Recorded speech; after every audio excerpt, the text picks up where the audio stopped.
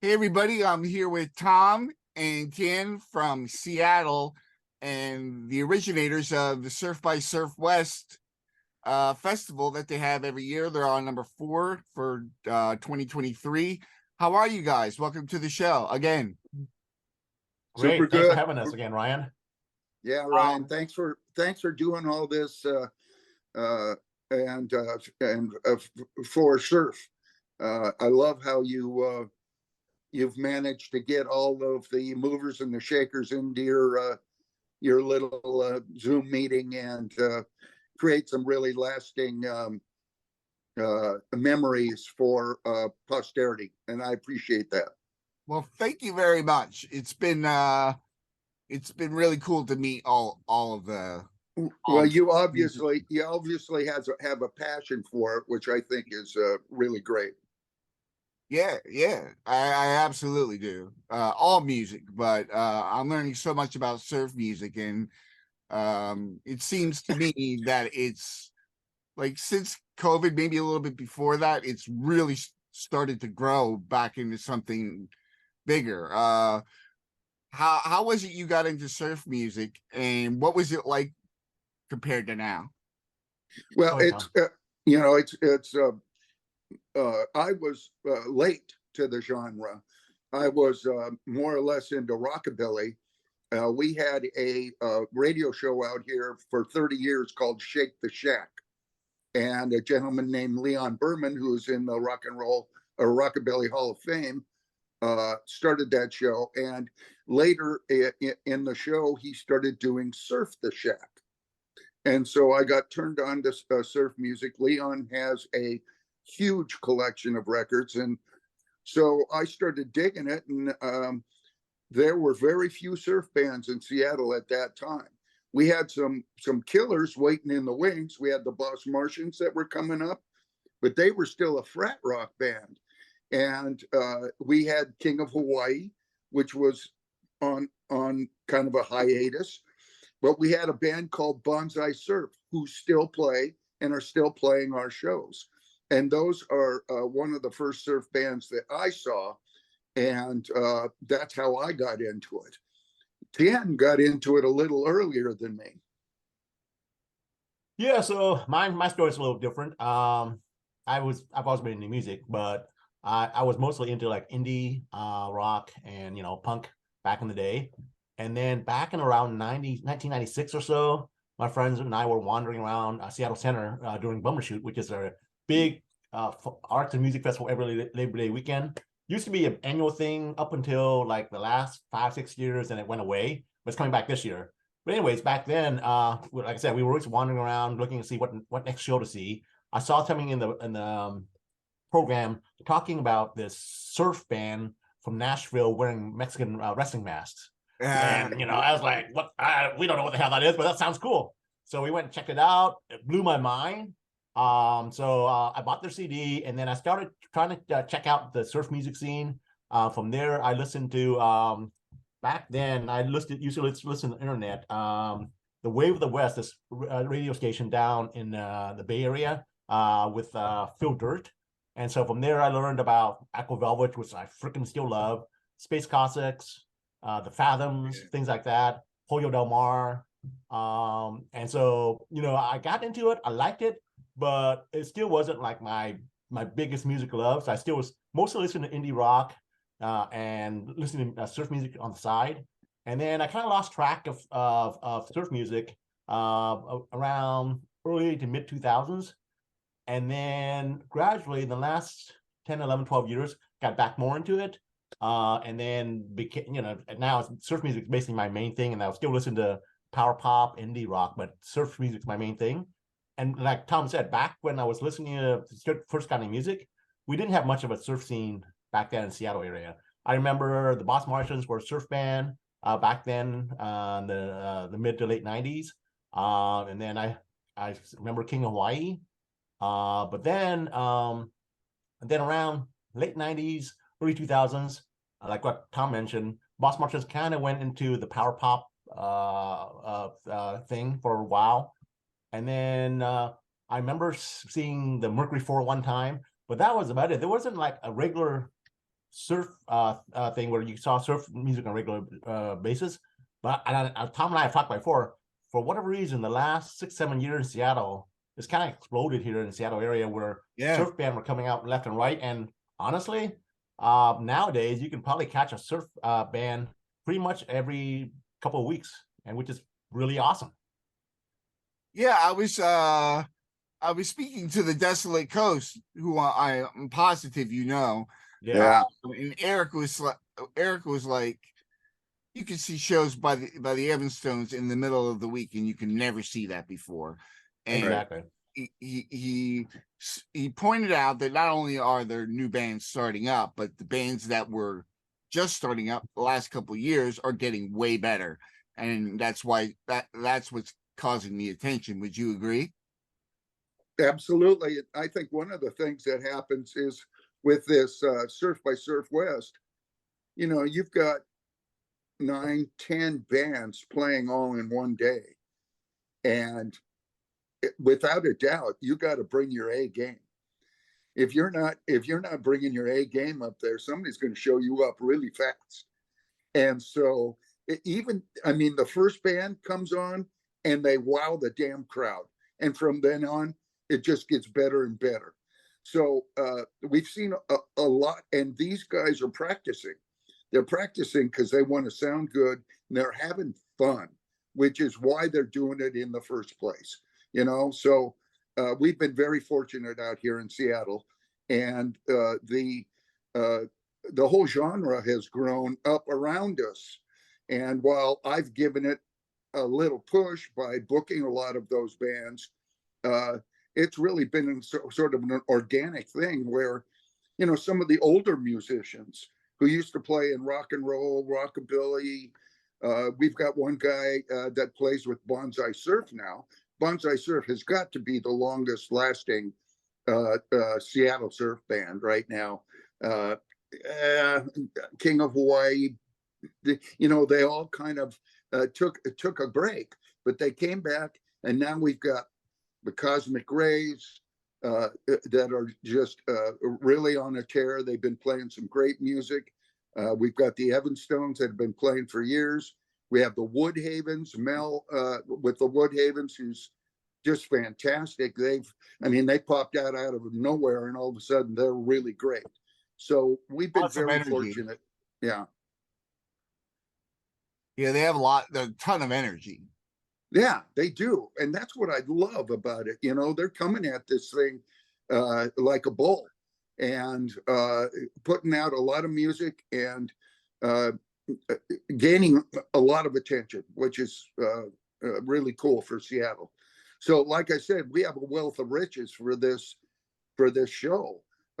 We've gone to 2 days now. We got the Irradiates and Sir Ball Diddley playing on Friday night, and you know, with 4 bands, and all of a sudden we've got more music we know what to do with, which is a wonderful thing. Arno Desea is one of my favorite surf guitarists. Absolutely. Like his other band, the Clockwork Wizards. Yeah. He calls that brutal surf. Oh, and, I love the aggressiveness in French surf is so great. You know, you got the Agamemnons that play in tunics barefoot. You've got the Irradiates, who, I mean, just look at their disc covers, and you know it's going to be a crazy sound. And then Arno Desea and the Clockwork Wizards, just total thrash metal surf, which is right up my alley. Yeah, I'm a huge fan of thrash as well. Yeah, you bet. So let's start at the beginning. So this is the 4th annual Surf by Surfwest. Yeah, and I say that because there was a year we missed a year during COVID, right? Yeah. Which pretty much everybody did. But tell me how you got it started, and why a festival. You know, I've been very fortunate. I still see a lot of live music, and I found one of my favorite venues is Daryl's Tavern, And over the years, I've gotten to know the owner, Dan Dickman, wonderful guy. And he and I have partnered for many a very successful show. I started putting on shows, punk shows and rockabilly shows, and then moved into surf kind of band by band. I always do an anniversary show in December, and we've had it's grown to be just a fantastic show. This year, I've got Pollo Dunmar and King of Hawaii that are going to play the show. We've had Satan's Pilgrims. We've had the Tomorrow Men. We've had Frankie and the Pool Boys several times. Ferenc is a wonderful guy and a friend. So it just kind of grew around Daryl's Tavern. Dan and I were talking, and he was building an outdoor stage. And it was like, we were just looking at each other talking. He said, it'd be great to have a party, whether that was a festival or not. But we just kind of said, well, I think we could get quite a few bands that would love to play. Let's do an all-day gig. And we commiserated with some of the bands. And somebody came up with the name Surf by Surfwest. And it was like, okay, that's great. We booked the first event. And it started from there slowly but surely. We're getting more and more people that attend.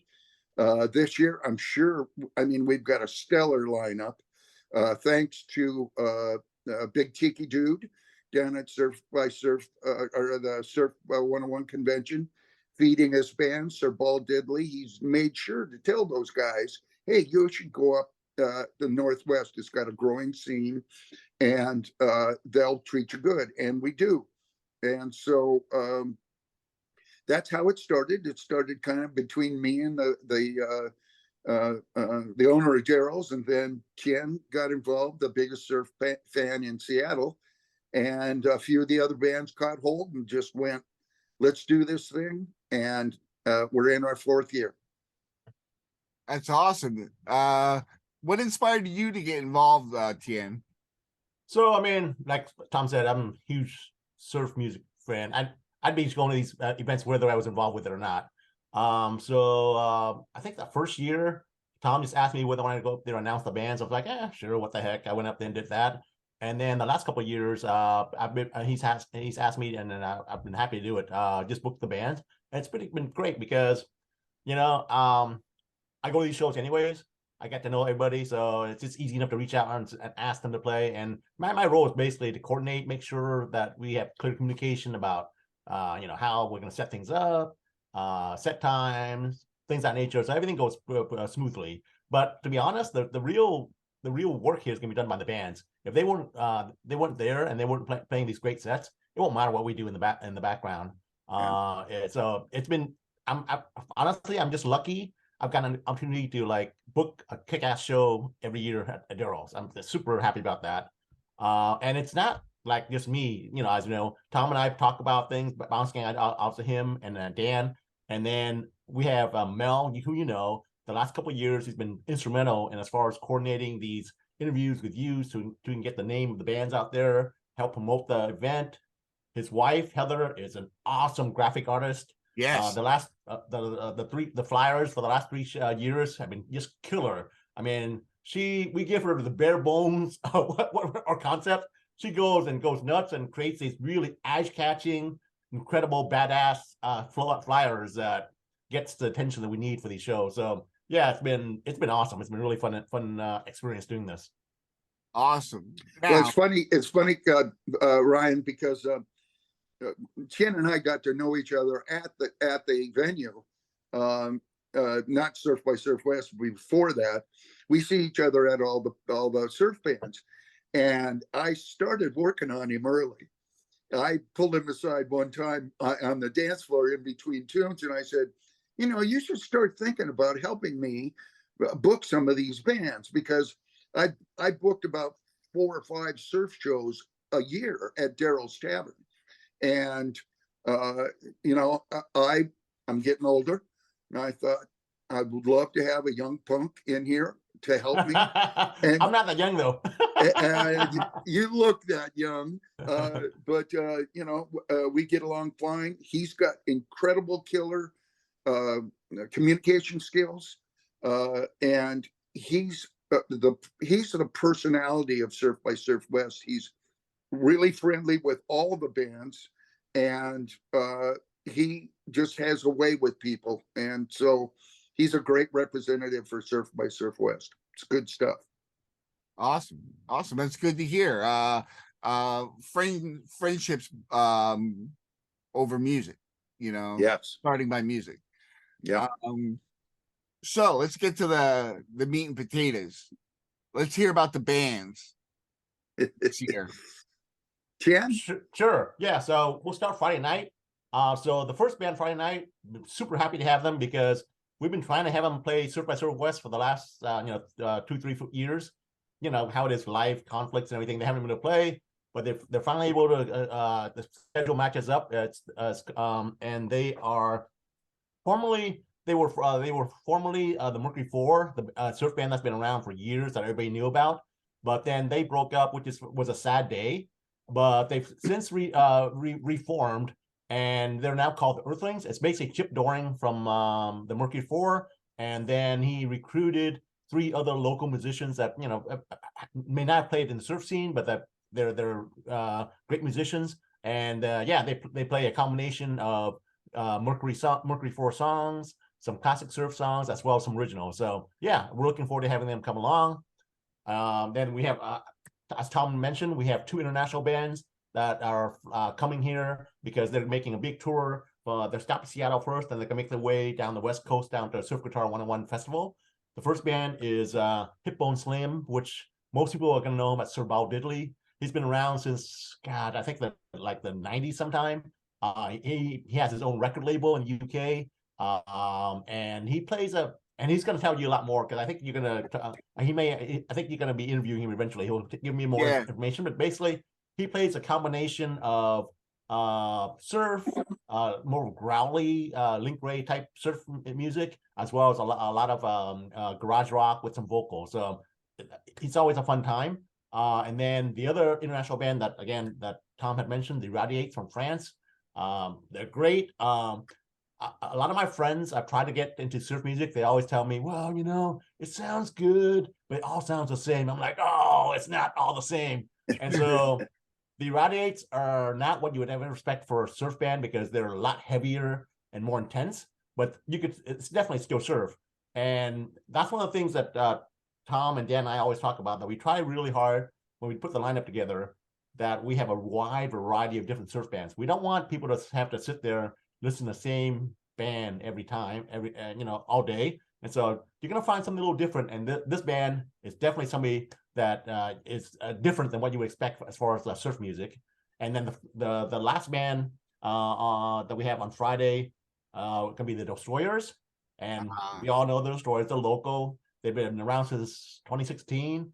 But they played, both the big festivals here in the United States. Their 2 full-length albums have been really well received. And yeah, we're just happy they're playing with us again. I think they played it pretty much every year we've had Surf by Surfwest. But yeah, that's Friday. It's going to be a great lineup. People should come out because, how often are you going to find a UK band and a band from France playing Daryl Tavern? Right. So how many days is the festival this year? 2. Yeah, 2 days. Friday night and then Saturday. Yeah. What's happening Saturday? Full day of bands and food. Yeah, we got a food truck this year, which will be great. Oh, awesome. And we start off at noon with Plank is playing first, isn't it? Yep. Tien? Yep. Mm-hmm. Yeah. Yeah, so it's going to be it's going to be all local bands this year on Saturday, and it's going to be a lot of the same bands that we've been able to have played the last few years, and Plank, the Evanstones, the Cosmic Rays, the Viking Surfers, Woodhavens. So funny enough, Woodhavens are fairly new.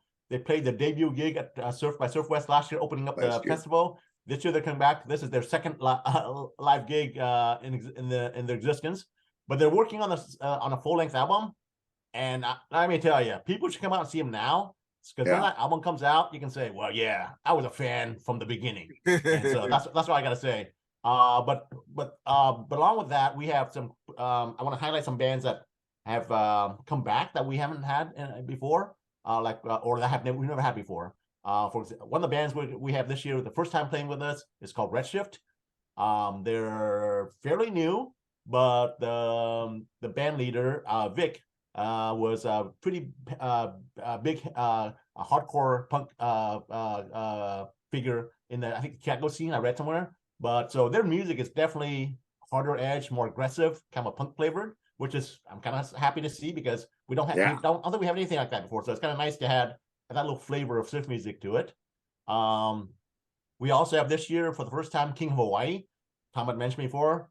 They've been around since the late 90s and were pretty active until about the early to mid 2000s. Then, life got in the way, marriage, family, all that good stuff. And then they still played occasionally, but now they just released a new album in the last couple of years.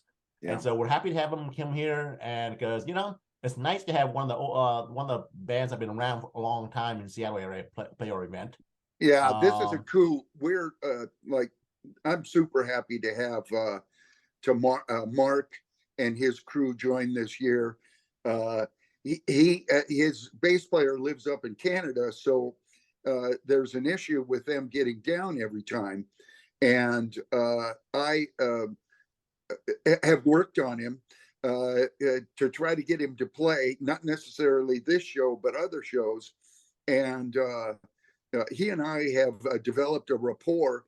I actually, I don't know if you know, but he is the owner of Top Pot Donuts. It's a donut shop out here in Seattle, and it's very popular.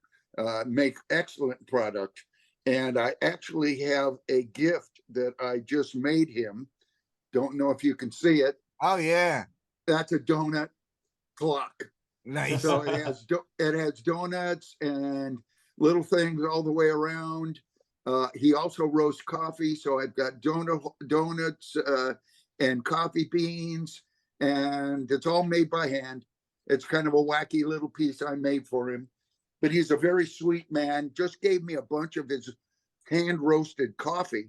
So he's super into high-end coffee and killer donuts. And so he's busy, we understand, but he's going to play this year. And that is one of the most exciting parts, I think, of Saturday. That, along with Stereo Donkey. Stereo Donkey from Bellingham, Washington, has Hiro Yamamoto from Soundgarden, and they have a super great sound. And they haven't they joined us the first year, but missed the last two.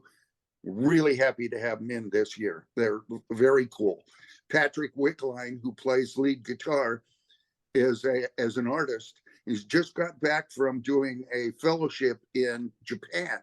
So he's a world traveler.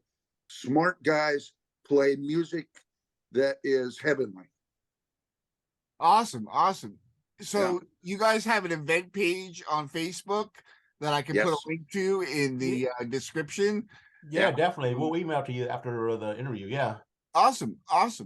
And then I wanted to say, Ryan, we were also happy to have the Desert Coast be the headliner for Saturday.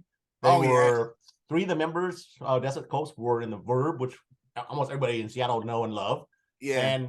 And we're happy to have them because they just released their excellent second album, full-length album, that came out last week. And so it's going to be great to hopefully expose a big audience to the new album, because it's really, really a good album. And and we're lucky to have, like I said, have them play Saturday and be our closer for Saturday night. When the Verb broke up, they broke my heart. I had them playing my anniversary party every year. And when one year they let me know a little bit early that they couldn't play, and I was like, what's going on? And they had broken up. So when the Desolate Coast got together,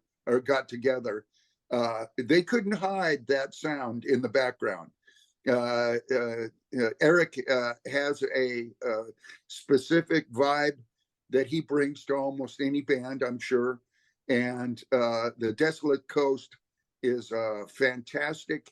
If I can't have the Verb, I'll take the Desolate Coast, just because I still hear that Verb sound. I still hear the trumpet that I love so much in the Verb, and I still hear his fantastic lead guitar. And Eric Cranfield is a marvelous guitarist and a great showman. So we're glad to have them for sure. Wonderful, wonderful. Well, congratulations on expanding on the festival and your fourth year. I know it's going to be huge. I know you guys, Mel, and all the bands and the venue are working really hard to bring surf music to the people. And I think it's absolutely amazing that Seattle has a surf scene. You know, we were for a very long time associated with rock music, and I think that's I think that you guys are really doing a good job out there. Thanks a whole bunch, Ryan. Yeah, thanks for helping us promote this event again this year. I really appreciate it. I also want to say that even though the Boss Martians can't play this year, I just want to call them out because they've been around since the 90s. They're the standard bearer. And you talk to any music fan, whether in the United States or outside the country, they know the Martians. They know they love their music. They know Seattle surf. And I gotta tell you, I think I've told Evan this before. If it weren't for him and the Martians being here and supporting the music scene here, I think it'd be more difficult to get some of the international bands to come here like we've had in the past. Thom and I talked about before. Back in 2016, we had the Phantom 4 from Holland come. I got to tell you, the Phantom 4 with John Blair on rhythm guitar playing at Darrell Tavern. No other way that happened without Boss Martians and Evan Foster and the gang. So yeah, props to the Martians, and we owe them a big debt for the whole Seattle scene. Yep, that's true. Awesome. Well, congratulations, guys. Tien, I will see you this summer. Exactly. And I'm going to do my best to do a good job to interview all these bands that are going to be on the bill for Surf by Surfwest 4. Cool. I got a ton of them. So awesome. Thanks again. We really appreciate it, Ryan. Yeah, man, that's what I'm here for. Good job. I love your passion. Thank you, man. Thank you. All right.